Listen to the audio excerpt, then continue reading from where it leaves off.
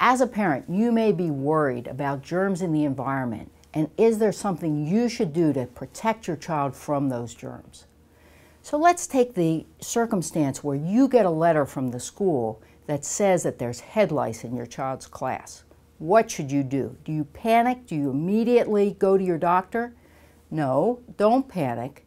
First of all, take a look at your child and see if there's a problem. The way that we diagnose head lice is we actually look for the very tiny little lice that can be present in the scalp. Now, a lot of people will tell you, look for the nits. And I'll tell you, don't worry so much about nits. Most of the things that people think are nits turn out to be dandruff, hair cast, pollen, things that have nothing to do with lice. If you're not sure, go to your pediatrician, find out, see if your child really has a problem before you get the medicine to get rid of lice. So we don't want to treat something that isn't there. If your child does have lice, it's not so bad. It turns out that there's no diseases that are transmitted by the lice. Yeah, it's not a great idea to think about these little creatures living in your child's hair and sucking on your child's blood, but they're not causing danger. They're not giving your child any serious infection. And eventually they will die and go away on their own.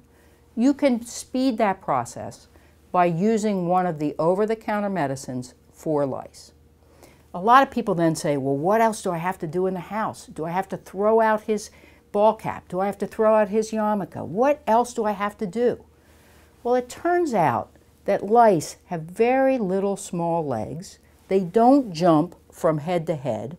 They don't jump onto your furniture. And it turns out that the ones that fall off into your child's hat, they're damaged. They have broken legs. They're not fit for the next head. So in fact, this is not the way that lice gets transmitted from one child to another. It's direct head-to-head contact. Watch your children. You'll see they do that all the time. You probably won't get lice from your child unless you sleep with them or have direct head-to-head contact.